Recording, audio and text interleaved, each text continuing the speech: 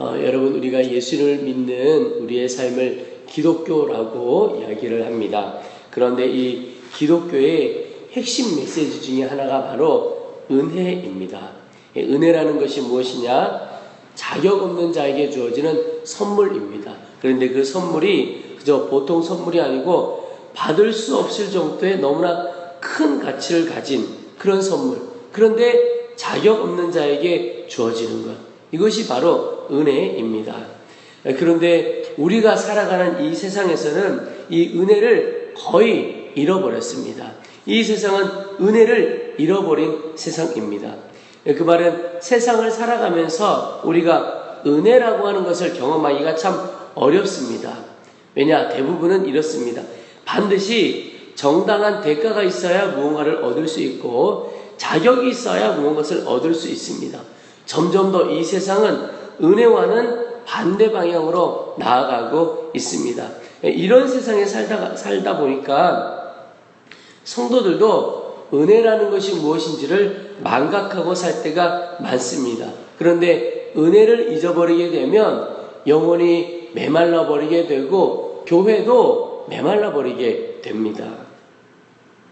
그래서 우리가 반드시 기억해야 할 것이 있는데, 우리 주님은 우리를 향하여 은혜를 베풀어 주시는 놀라운 하나님이시다 하는 사실입니다. 우리의 자격이나 우리의 공로나 이런 것과 상관없이 우리에게 주시는 선물이 크다 하는 것입니다. 오늘 발락이 이스라엘을 저주하기 위해 발람을 데려옵니다. 이 이야기가 이번 한 주간 계속됩니다. 첫 번째로 발람이 하나님의 말씀을 전하게 되는데 저주가 아니고 축복이었습니다. 그러니까 발락이 발람을 데려온 목적과는 전혀 다르게 예언을 하게 된 겁니다. 그래서 발락이 생각하기를 이 발람이라고 하는 사람이 이스라엘 전체를 보고 첫 번째 하나님의 말씀을 전했거든요. 그래서 이스라엘 전체를 보니까 마음이 저렇구나. 그래서 오늘 어떻게 생각하냐면 다시 한번 그 발람을 데리고 이스라엘의 끝자락만 보이는 곳으로 데려갑니다. 얕보게 하는 마음이 있었던 것이죠. 그리고 다시 제사를 드립니다. 저주를 해달라고. 근데 그때도 하나님께서 발람에게 말씀을 주시는데 그 말씀이 또한 축복의 말씀입니다. 그런데 그 주신 말씀 중에 하나님께서 어떤 분이신가에 대하여 말씀하고 있습니다. 그 첫 번째가 바로 은혜의 하나님입니다. 오늘 21절 보십시오. 야곱의 허물을 보지 아니하시며 이스라엘의 반역을 보지 아니하시는도다. 여호와 그들의 하나님이 그들과 함께 계시니 왕을 부르는 소리가 그 중에 있도다. 여러분, 우리가 새벽마다 민수기 말씀을 살펴보면서 이스라엘 백성들이 광야를 지나오면서 얼마나 많이 하나님을 원망하고 얼마나 많이 하나님을 대적했습니까? 그 모습을 수없이 많이 봤습니다. 그런데 하나님께서 오늘 발람의 입술을 통하여 주시는 말씀이 야곱의 허물을 보지 아니하시며 이스라엘의 반역을 보지 아니하시는도다. 그렇게 반역하고 원망했는데도 때때로 징계하실 수는 있으셔도 완전히 버리지 않고 붙들어 주시는 겁니다. 근데 오늘 말씀에는 그 허물, 그 반역 보지 않겠다. 보지 않겠다는 것이 무슨 말씀입니까? 반역의 죄가 있고 원망의 죄가 있는데도 그 죄로 인하여 가나안 들어가지 못하게 막는 것이 아니라 그럼에도 불구하고 이끌어 가신다는 겁니다. 여러분, 얼마나 엄청난 말씀인지 모릅니다. 이게 바로 은혜인 것입니다. 하나님이 우리를 향하여 어떤 마음으로 바라보시는가를 바로 가르쳐 주시는 말씀이라고 저는 믿습니다. 여러분, 우리에게 허물이 있고 원망이 있고 주님을 대적하는 마음이 있습니다. 또 우리의 연약함과 부족함이 있습니다. 그럼에도 불구하고 하나님은 우리를 너무나 사랑하신다는 겁니다. 너무나 사랑하셔서 허물도 반역도 보지 않으십니다. 이게 은혜입니다. 더 나아가서 십자가의 은혜를 우리 가운데 베풀어 주신 분이 바로 우리 주님이십니다. 여러분, 우리가 지고 가야 할 모든 죄값을 우리 주님이 다 지고 가셨습니다. 내가 져야 할 것을 주님이 지신 겁니다. 이게 바로 대속의 은혜입니다. 종으로 살 수밖에 없는 자를 자유자로 삼아주신 것, 이게 바로 대속의 은혜입니다. 여러분, 이 은혜가 결국 사람을 살리고 변화시킵니다. 그래서 주님의 은혜의 눈이 뜨인 사람은 그의 삶이 바뀌게 된다라고 말하는 것이죠. 마음이 바뀌고 생각이 바뀝니다. 분노의 문제, 원망의 문제가 해결되고 그 자신도 은혜의 사람, 너그러운 사람이 됩니다. 그래서 가장 중요한 것이 우리 자신이 은혜를 경험하고 은혜에 대하여 눈이 뜨인 사람이 되는 것입니다. 그러면 우리 자신도 은혜로운 사람이 되고 너그러운 사람이 되는 겁니다. 다른 사람을 다 품어주게 되는 것이죠. 여러분, 먼저 은혜의 주님을 바라볼 수 있게 되기를 축원합니다. 또 하나, 오늘 발람에게 주신 말씀을 통해서 우리에게 가르쳐 주시는, 깨닫게 하시는 하나님은 어떤 분이시냐?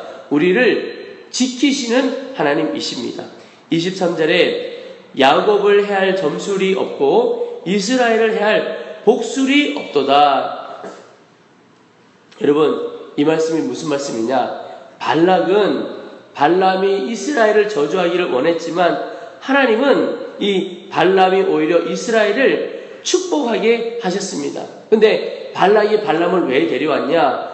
복술과 점술에 있어서 이 당시에 제일 뛰어난 사람이라고 생각되었기 때문에 발람을 데려왔습니다. 그래서 발람이 저주하면 그 사람이 저주를 받더라. 그 생각 때문에 발람을 데려온 겁니다. 그럼에도 발람의 입술을 통하여 나온 것이 무엇입니까? 저주가 아니고 축복이에요. 이스라엘을 향한 축복입니다. 그 말은 주님께서 이스라엘을 지켜주시기 때문에 발람을 통하여 얻고자 했던 그런 점술과 복술, 또 더 나아가서 이 저주 되어질 수가 없는 겁니다. 왜? 하나님께서 이스라엘을 지켜주신 겁니다. 그 어떤 것도 이스라엘을 해할 수가 없다는 것입니다. 여러분, 우리가 누구입니까? 영적인 이스라엘이에요. 우리가 유대인, 육적인 유대인은 아니지만 영적인 유대인이요, 영적인 이스라엘인 사람들이 바로 예수 믿는 우리들이죠. 그런데 하나님께서 그 성도들을, 하나님의 성도들을 지켜주신다고 말씀하고 계십니다. 시편 121편에 보면 그런 말씀이 있습니다. 우리 찬양으로도 만들어진 곡이지요. 여호와께서 너를 실족하지 아니하게 하시며 너를 지키시는 이가 졸지 아니하시리로다. 이스라엘을 지키시는 이는 졸지도 아니하시고 주무시지도 아니하시리로다. 여호와는 너를 지키시는 이시라. 여호와께서 내 오른쪽에서 내 그들이 되시나니 낮에 해가 너를 상하게 하지 아니하며 밤의 달도 너를 해치지 아니하리로다. 여호와께서 너를 지켜 모든 환난을 면하게 하시며 또 내 영혼을 지키시리로다. 여호와께서 너의 출입을 지금부터 영원까지 지키시리로다. 여러분, 오늘 우리가 살아가는 인생이 광야와 같은 인생입니다. 그런데 이 광야와 같은 험한 인생을 살아갈 수 있는 것은 주님께서 우리를 지켜주시기 때문에 그렇습니다. 여러분, 우리가 마음이 무너지는 일이 있습니까? 또 걸어가기 너무 어려운 길이 있습니까? 힘을 내시면 좋겠습니다. 주님께서 우리를 지켜주십니다. 다윗의 고백 10편 23편 4절에도 내가 사망의 음침한 골짜기로 다닐지라도 해를 두려워하지 않을 것은 주께서 나와 함께 하심이라. 주의 지팡이와 막대기가 나를 안위하시나이다. 아멘. 여러분, 함께 하시고 지켜주시는 주님 때문에 두려워하지 않을 수가 있습니다. 내가 어떠한 길을 다닐지라도 이겨낼 수 있는 것이죠. 여러분, 두려움을 이기고 우리가 마땅히 감당해야 할 일, 사랑하는 일, 섬겨야 하는 일, 그 모든 일 기쁨으로 감당하는 하루 되시기를 축원합니다. 우리를 지켜주시는 주님 바라보아야 하겠습니다. 오늘 마지막으로 발람의 입술을 통해서 보여주시는 하나님은 힘주시는 하나님입니다. 24절 말씀에 이 백성이 암사자같이 일어나고 숫사자같이 일어나서 움킨 것을 먹으며 죽인 피를 마시기 전에는 눕지 아니하리로다. 여러분, 한번 이 말씀을 상상을 해보십시오. 암사자, 숫사자, 사냥하는 모습이 얼마나 힘이 있는지, 그리고 한번 그의 발톱에 닿으면 다 쓰러지고 맙니다. 그만큼 힘이 있습니다. 아주 어릴 때에 TV에서 하던 동물의 왕국, 이런 거 본 적이 있습니다. 이 사자가 사냥하는 장면을 봅니다. 이 사자의 이 발톱 한 번에 그 힘센 큰 짐승들이 다 넘어지는 것을 봅니다. 사자에게 큰 힘이 있습니다. 그런데 이스라엘 백성들이 암사자 같고 숫사자 같다는 겁니다. 그런데 그들 스스로 그런 것이 아니라 하나님께서 이스라엘을 힘 있게 하신 겁니다. 힘 주신 것이죠. 여러분, 우리의 연약함 보지 말고 힘 주시는 주님을 바라보아야 하겠습니다.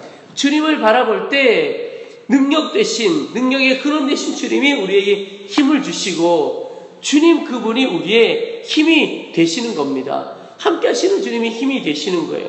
그분 안에 권능이 있고 그분 스스로가 권능이시기 때문에 그렇습니다. 여러분, 우리가 쓰러지고 힘든 이유 있다면 부족한 내 힘으로 살아가려고 하기 때문에 그렇습니다. 부족한 내 힘으로 뭔가 해결해 보려고 애쓰기 때문에 그렇습니다.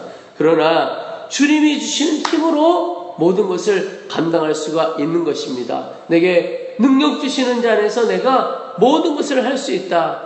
바울의 고백이 우리의 고백이 되기를 소망합니다. 여러분, 주님께 힘을 구하면 됩니다. 구하는 자에게 꾸짖지 아니하시고 풍성히 후히 주시겠다고 말씀하셨습니다. 그분이 새 힘을 주실 것입니다. 새 힘을 구하고 그 주시는 힘으로 살아가는 것입니다. 주님은 약속하셨습니다. 내가 너에게 새 힘을 주겠다고. 여러분, 힘 주시는 주님을 바라보는 하루 되시기를 기도합니다. 우리 이제 말씀을 붙들고 기도하겠습니다. 첫째, 하나님 은혜의 주님을 바라보게 하시옵소서. 우리의 죄악에도 불구하고 우리를 버리지 않고 사랑하여 은혜를 베풀어 주시는 그 은혜의 주님을 바라보게 하시옵소서. 둘째, 주님 우리를 지키시는 주님을 바라보게 하시옵소서. 어떤 상황에서도 졸지도 주무시지도 않고 우리를 지키시는 주님을 바라보게 하여 주시옵소서. 우리 세 번째, 주님 힘주시는 주님을 바라보게 하시옵소서. 구하는 자에게 꾸짖지 않고 후해 주시는 주님께 새 힘을 구하고 또 그 힘으로 승리하게 하여 주시옵소서. 우리와 함께 하시는 이 주님을 바라보는 눈을 열어달라고 주의 이름을 한번 부르고 간절한 마음으로 합심하여 기도하겠습니다.